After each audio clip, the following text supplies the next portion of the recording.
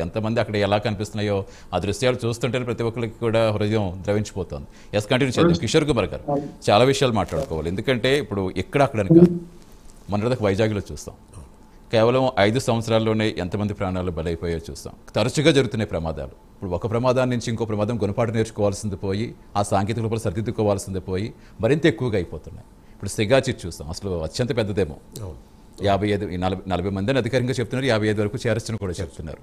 So ఇంతమంది దాంట్లోనే కడపకు చెందిన ఒక రీసెంట్గా పెళ్ళైన ఫ్యామిలీ కూడా ఇద్దరిది ఇంకా కనిపించట్లేదని చెప్తున్నారు. ఇలాంటి ఎన్నో హృదయ విదారక సంఘటనలు ఉన్నాయి అక్కడ. సో ఏంటి ఎలా చూడాలంటారంటే అసలు ఫ్యాక్టరీకి గల ఖచ్చితమైన కారణాలంటే అసలు ఏం చెప్పుకోవాలి? ఈ లోపాలు, భద్రత నివారణ చర్యలు ఎలాంటి చర్యలు చేపట్టుకోవాలంటారు? సో నమస్కారం అండి. ఫస్ట్ ప్యానెల్లో ఉన్న సభ్యులందరికీ. నాకు ఒక 20 సంవత్సరాల ఫార్మాస్యూటికల్ ఎక్స్పీరియన్స్ ఉంది. అంటే నేను ఒక R&Dలో ఫార్మాస్యూటికల్ కంపెనీలో ఒక రీసెర్చ్ సైంటిస్ట్గా నా ఇది మొదలయ్యి దాదాపు సీనియర్ డైరెక్టర్ ఆపరేషన్ లెవెల్స్ వచ్చే వరకు నేను ఫార్మాస్యూటికల్ కంపెనీలోనే పనిచేయటం జరిగింది. అంటే ఆపరేషనల్ హెడ్గా, అలాగే సేఫ్టీ మేనేజ్మెంట్లో కూడా నేను కీ మెంబర్గా పనిచేయటం జరిగింది. సార్, అంటే సేఫ్ ఆపరేటింగ్ ప్రొసీజర్. అవునండి. సో అంటే నాకున్నటువంటి 20 సంవత్సరాల సుదీర్ఘమైనటువంటి ఫార్మాస్యూటికల్ ఎక్స్పీరియన్స్లో తెలుసుకోవాల్సిన కొన్ని విషయాలు ఏంటంటే, మనకి దేశం భద్రంగా ఉంది అని అంటే ఫస్ట్ మనం ఆలోచించేది ఒక సైనికుడి గురించి. సైనికులు మన దేశ భద్రతను కాపాడుతూ మనం హాయిగా గుండె మీద చేసుకుని పడుకోగలుగుతున్నాం అని అంటారు.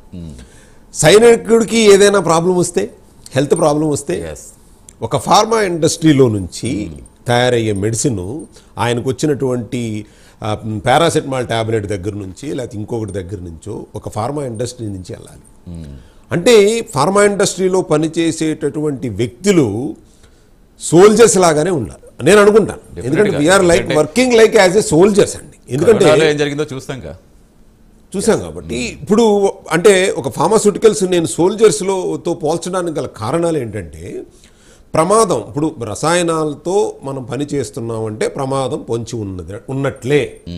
కాకపోతే అయినా సరే ఈ యొక్క సోల్జర్స్ లాగా మేము దాదాపు 20 సంవత్సరాలు వర్క్ చేసి డిఫరెంట్ ప్రోడక్ట్స్ని R&D నుంచి కమర్షియల్ స్కేల్ చేసే వరకు కూడా, అంటే ఇక్కడ వాడేటటువంటి ఇండస్ట్రీస్లో వాడేటటువంటి రసాయనాలు అయితే ఏవైతే ఉన్నాయో అన్నీ కూడా ప్రమాదకరమైనటువంటివి. అంటే స్టాటిక్ ఎలక్ట్రిసిటీ అంటాం, మనం ఏమీ ప్రమేయం ఉండదు. వాడు ఒక స్టాటిక్ డిశ్చార్జ్ అవ్వకుండా కనుక మన చలికాలంలో దుప్పటి కప్పుకున్నప్పుడు అక్కడ మెరుపులు లాంటివి వస్తూ ఉంటాయి, స్టాటిక్ ఎలక్ట్రిసిటీ జనరేట్ అవుతుంది. అక్కడ ఉన్నటువంటి కొన్ని పేలుడు పదార్థాలు, రసాయనిక పదార్థాలు ఏవి చేయక్కర్లేదు, ఎందుకు పేలిందో కూడా ఎవరికీ తెలియదు.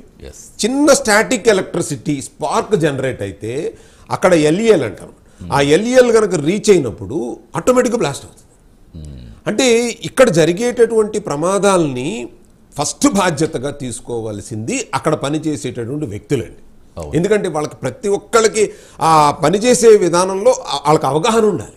డెఫినెట్గా అదే అడుగుదాం అనుకుంటున్నాను. ఇప్పుడు కొన్ని వందల మంది పరిశ్రమలు పనిచేస్తూ ఉంటారు కదా సార్, చేస్తున్నప్పుడు వాళ్ళకి ముందస్తుగా శిక్షణ ఏమి ఉండదా? అంటే ఇలాంటి ప్రమాదాలు ఎప్పుడు జరిగితే ఊహించినప్పుడు ఎలా బయటపడాలి? ప్రతి మెటీరియల్కి హ్యాండ్లింగ్ చేసే ఫార్మా ఇండస్ట్రీలో ప్రతి కెమికల్కి మెటీరియల్ సేఫ్టీ డేటా షీట్ అనేటువంటిది ఒకటి ఉంటుంది. That is a guide line. మనకు ఎవరైతే సొసైటీలో ఒక బైబిల్, ఖురాను ఎలాగైతే ఉందో, మా ఫార్మాస్యూటికల్స్లో పనిచేసే మా సోల్జర్స్కి మెటీరియల్ సేఫ్టీ డేటా షీట్ అంత ఇంపార్టెంట్. ఏదైనా ఒక మెటీరియల్ని హ్యాండిల్ చేసే ముందు దాని యొక్క రసాయన ఒక గుణగణాలను మనం తెలుసుకోవాలి. అంటే ఇది పట్టుకుంటే కాలద్దా, చేతి మీద పడితే కాలద్దా, లేకపోతే స్టాటిక్ ఎలక్ట్రిసిటీ వచ్చినప్పుడు పేలుతుందా, ఫైర్ క్యాచ్ చేస్తుందా అన్న విషయాల్లో అవగాహన అనేటువంటిది చాలా ఇంపార్టెంట్. అంటే మొదటి స్థానంలో ఉండవలసిన వాళ్ళు ఎవరు? అక్కడ పనిచేసే ఉన్నటువంటి ప్రతి వ్యక్తికి వాళ్ళు హ్యాండిల్ చేసేటటువంటి కెమికల్స్ మీద పూర్తి అవగాహన ఉండాలి, MSDS అవగాహన ఉండాలి. రెండో తప్పిదం ఏంటి అవుతుందంటే, వాళ్ళలో ట్రైనింగ్, మీరు ఇందాడ అన్నట్టు ప్రాపర్ ట్రైనింగ్ ఇచ్చిన తర్వాతే ఫీల్డ్కి పంపించాలి. అందుకని నేను సోల్జర్గా చెప్పాను. సో మనం ఒక వ్యక్తిని ఎన్ని విధాలుగా కనుక అయితే, అంటే హైజెనిక్లో అవనివ్వండి, లేకపోతే పర్సనల్ సేఫ్టీలో అవనివ్వండి, లేకపోతే ఫైర్ సేఫ్టీలో అవనివ్వండి, వీళ్ళందరినీ ట్రైనింగ్ ఇచ్చిన తర్వాతే అక్కడికి పంపించాలి. అక్కడికి పంపించకపోతే ఏమవుతుంది, వాడికి మెటీరియల్ సేఫ్టీ అసలు వాడికి ఇథనాలో లేకపోతే ఇంకోటో సాల్వెంట్స్ ఏది లేదు. వాటర్ని ఒకలాగా హ్యాండిల్ చేస్తాము, పెట్రోల్ ఒకలాగా హ్యాండిల్ చేస్తాం కదా, మన ఇంట్లో కూడా ఉన్నప్పుడు కిరోసిన్ ఒకలాగా హ్యాండిల్ చేస్తాం కదా. బట్ ఆ డిఫరెన్స్ అనేటటువంటిది ఆ వ్యక్తికి తెలియకుండా గనక పంపిస్తే ప్రమాదాలు జరుగుతాయి. అది మేనేజ్మెంట్ తప్పు. ఒకటి తెలిసినా సరే ఆ వ్యక్తి ప్రాపర్గా అక్కడ ప్రికాషన్స్ తీసుకోకపోతే, అంటే ఇప్పుడు ప్రతి ఇండస్ట్రీలో కూడా సేఫ్టీ షూస్ ఇస్తారు సార్.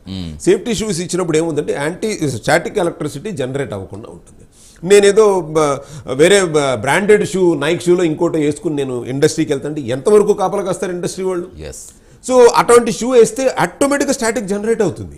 మీరు ఆ సాల్వెంట్ దగ్గరికి వెళ్ళినప్పుడు స్టాటిక్ జనరేట్ అయినప్పుడు అది ప్రమాదాన్ని పంచుకున్నట్టు ఉంటుంది. అంటే ఇక్కడ బాధ్యత నేను మన ప్రభుత్వాలదా ఇంకోటి అనట్లేదు, మన రూట్ కాజులో గనక ప్రతి ఒక్కరికి అర్థం కావాలంటే ఫస్ట్ అక్కడ చేసేటటువంటి వ్యక్తులకి పూర్తి అవగాహన ఉందా లేదా అనేటువంటిది ఫస్ట్ ప్రయారిటీ. రెండోది ఆ వ్యక్తులకి అటువంటి అవగాహనలు మనం కల్పించామా లేదా అనేటువంటిది రెండవది ముఖ్యమైన ఉద్దేశం. మూడవది ఇలాంటి ప్రమాదాలు జరగకుండా ఉండాలి అంటే దానికి ఒక సిస్టమ్ ఉంది. ఇండస్ట్రియల్ సేఫ్టీ సిస్టమ్స్ ఉన్నాయి, లేకపోతే ఇన్స్పెక్టర్ ఆఫ్ ఫ్యాక్టరీస్ ఉన్నాయి, వాళ్ళకి ఫ్రీక్వెంట్ విజిట్స్ ఉంటాయి, సేఫ్టీ ఆడిట్లు ఉంటాయి, థర్డ్ పార్టీ ఆడిట్స్ ఉంటాయి. వీటన్నిటిలో కూడా వాళ్ళు పర్సనల్గా మనిషిని పిలిచి అడుగుతారు, మాక్ డ్రిల్స్ చేస్తారు, ఒకవేళ ప్రమాదం కనుక జరిగితే ఏంటి అనేటువంటిది. సో ఇటువంటి విధానాలు అన్నిట్లు కూడా మనము అయిపోయిన తర్వాత ఎలాంటి పెద్ద ప్రమాదాలు జరిగినాయి అని అంటే ఎక్కడ లోపం ఉంది, మేనేజ్మెంట్లో లోపం ఉందా, వ్యక్తుల దగ్గర లోపం ఉందా, మూడోది అన్నట్టు సిస్టమ్ దగ్గర లోపం ఉందా. సిస్టమ్ అంటే ఏంటి వస్తుంది ఇక్కడ, ఇప్పుడు అదే ఇండస్ట్రీకి పర్మిషన్స్ ఇచ్చేసాము, వాళ్ళు సేఫ్గా రన్ చేయాల్సిన బాధ్యత వాళ్ళది కదా అని అనుకుంటే ఏ ఫ్యాక్టరీ ఎవ్వడూ కూడా ప్రాణ నష్టం జరిగించాలనో లేకపోతే ఫ్యాక్టరీ ఎవ్వరూ అనుకోరు. సో జరగకుండా ఉండడం కోసం మ్యాక్సిమం ప్రికాషన్స్ తీసుకుంటారు. ఎందుకంటే అక్కడ పనిచేసే వ్యక్తి నా మనిషి, నా ఇంట్లో మనిషి అని అనుకుంటారు మేనేజ్మెంట్. వాడికి ఏమీ జరగకూడదని అనుకుంటాడు. ఒక్కసారి లోపలికి వెళ్ళిన తర్వాత ఏమీ జరగకూడదని. అట్ ద సేమ్ టైం ఇక్కడ గవర్నమెంట్లో ఎవరైతే సిస్టంలో మనిషి ఉన్నారో వాళ్ళ బాధ్యత ఏంటంటే వాళ్ళు చేస్తారో లేదో పక్కన పెట్టండి, ఇవాళ అవగాహన సదస్సులు అనేటటువంటివి తీసుకొచ్చి గవర్నమెంట్ తరపున మనం ఇప్పుడు సేఫ్టీ డే సెలబ్రేషన్స్ చేసుకుంటాం. ఇవాళ డాక్టర్స్ డే సెలబ్రేషన్ చేసుకుంటున్నాం, సేఫ్టీ వీక్ అని సెలబ్రేట్ చేసుకుంటున్నాం. గవర్నమెంట్ ఇనిషియేషన్ ఏంటంటే ఒక గవర్నమెంట్ సడన్ ఇన్స్పెక్షన్స్ లేకపోతే వాళ్ళు చేస్తున్నటువంటి, ఇంకొకటి ఫార్మా ఇండస్ట్రీలో జరిగేటటువంటి తప్పిదం మరి చెప్పొచ్చో లేదో కానీ, బట్ ఈ సందర్భంలో చెప్తే ఎడ్యుకేట్ అవుతారు పీపుల్. ఈ సందర్భంలో తెలియాల్సిన అవసరం ఉంటుంది కదా, తెలియాల్సిన అవసరం. అంటే మనం కొన్ని రకాలైనటువంటి సాల్వెంట్స్ ఇండస్ట్రియల్ దగ్గర మనం అప్రూవల్ తెచ్చుకుంటాం, ఒకటి తెచ్చుకుంటే 4 వాడతారు ఇక్కడ, అవి రికార్డ్స్లో ఉండవు, అవి లోపాలు.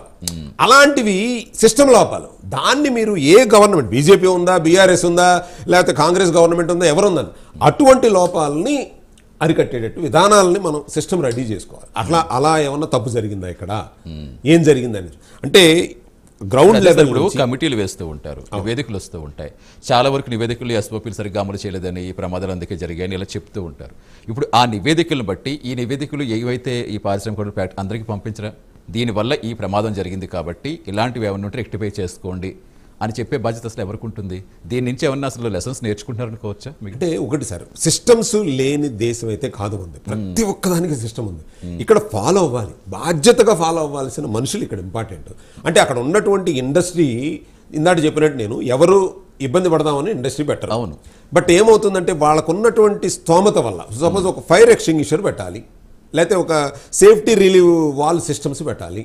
అవి లేకుండా ఒకవేళ ఆ ఇండస్ట్రీ రన్ చేయడానికి ఈ సేఫ్టీ మెజర్స్ తీసుకోండి. ఇవాళ కూడా మీరు హైదరాబాద్లో కనుక ఫార్మా ఇండస్ట్రీలో చూస్తే ఫైర్ హైడ్రెంట్ సిస్టమ్స్ లేకుండా ఎన్ని ఇండస్ట్రీస్ రన్ అవుతున్నాయో చెప్పమనండి.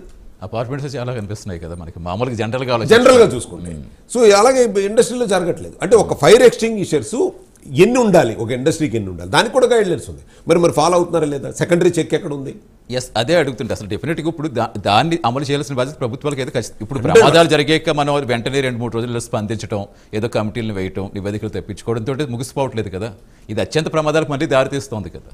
అంటే ఇక్కడ నా ఉద్దేశం ప్రకారం ఏంటంటే, అంటే అది జరగాలి కూడా. గవర్నమెంట్ ఇనిషియేషన్లో ఒక సిస్టమేటిక్గా, అంటే ప్రతి ఒక్క నెల ఏదో సంవత్సరానికి ఒక్కసారి సేఫ్టీ వీక్ కాదు సార్. వాళ్ళు పనిచేసే వాళ్ళకు ప్రమాదం పొందుతుంది. ఒక మిలిటరీలో పనిచేసేవాడికి నేను యుద్ధం వచ్చినప్పుడే నేను రెడీ అవుతాను, లేకపోతే యుద్ధం వచ్చినప్పుడే చేస్తానంటే ఉండదు కదా. మనం ఎలా ఉండలేం. సో అటువంటి సిస్టాన్ని ఇక్కడ మీరు ఫార్మా ఇండస్ట్రీలో క్రియేట్ చేయాలి. అంటే more inspection, sudden inspections improve చేయాలి. గవర్నమెంట్ సిస్టమే వాళ్ళ దగ్గరికి వెళ్ళి వాళ్ళని ఎడ్యుకేట్ చేయాలి. సో మేనేజ్మెంట్ని ఎడ్యుకేట్ చేయాలి, తర్వాత పీపుల్ని కూడా ఎడ్యుకేట్ చేయాలి. మాక్ డ్రిల్స్ మొన్న కూడా మోడీ గారు ఏం చెప్పారు, ప్రమాదం పొంచి ఉంది కానీ ఇమ్మీడియట్లీ కోట్లు ఖర్చు పెట్టి మాక్ డ్రిల్స్ చేయించాం.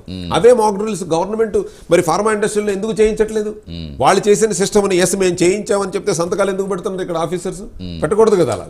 సో దానికి సిస్టమ్, స్ట్రాంగ్ సిస్టమ్ డెవలప్ చేయాలి. పర్మిషన్స్ అనేటటువంటిది ప్రతి ఇండస్ట్రీ వెళ్ళాము అని అంటే స్టేట్ డెవలప్ అవుతుందని కాబట్టి సంతకాలు పెడతారు. నేనే బీఆర్ఎస్కి ఏమి ఫేవర్ కాదు, లేకపోతే కాంగ్రెస్కి ఎగనెస్ట్ కాదు, కానీ బట్ ఇండస్ట్రీ వస్తుంది అని అంటే అప్పుడు ఉన్నటువంటి గవర్నమెంట్ హర్షిస్తుంది. ఎందుకని అబ్బా అక్కడ వస్తే ఒక ఎంప్లాయ్మెంట్ వస్తుందో, ఇంకోటి వస్తుందో, లేదు వర్స్ట్ సినారియోలో వాడికి ఏదో వస్తుందో ఏదన్నా అనుకోండి. ఇండస్ట్రీ వచ్చినప్పుడు హ్యాపీగా వెళ్తారు. బట్ తర్వాత సిస్టమ్ను కనుక బిల్డ్ చేసుకోకపోతే ఇలాంటి పరిస్థితులు మనం చూడాల్సి వస్తుంది. ఇప్పటికైనా సరే మనం కళ్ళు తెరిచి గవర్నమెంట్ ఇప్పుడున్న సిస్టమ్స్ ఏవైతే ఉన్నాయో వాళ్ళకి ఒక ప్రణాళిక పెట్టి కంపల్సరీ ప్రతి నెల ప్రతి ఇండస్ట్రీకి ఒక థర్డ్ పార్టీ కమిటీని కనుక, ఒక సీనియర్ లెవెల్ పీపుల్ ఉన్నారు చాలామంది ఫార్మా ఇండస్ట్రీలో పనిచేసి మేము చేసాము, ఇప్పుడు నాలాగా ఒక 20 సంవత్సరాలు చేశానని ఎలా ప్రౌడ్గా చెప్పుకున్నాం. 40 సంవత్సరాలు చేసిన వ్యక్తులు కూడా ఫార్మా ఇండస్ట్రీలో చేసి ఇప్పుడు మన వాళ్ళతో వీళ్ళతో కౌరులు చెప్పుకున్నారు. ఎగ్జాంపుల్ కూడా యాప్ట్ కదా. ఇప్పుడు ఒక జవాన్ తోటి మనం ఎంత రక్షణగా మనం ఎంత హ్యాపీగా నిద్రపోతున్నామో ఇలాగే ఆరోగ్య సంరక్షణకు సంబంధించి కూడా ఉంటేనే కదా మనకి. అంతే కదా సార్. ఎస్, కంటిన్యూ చేద్దాం సార్.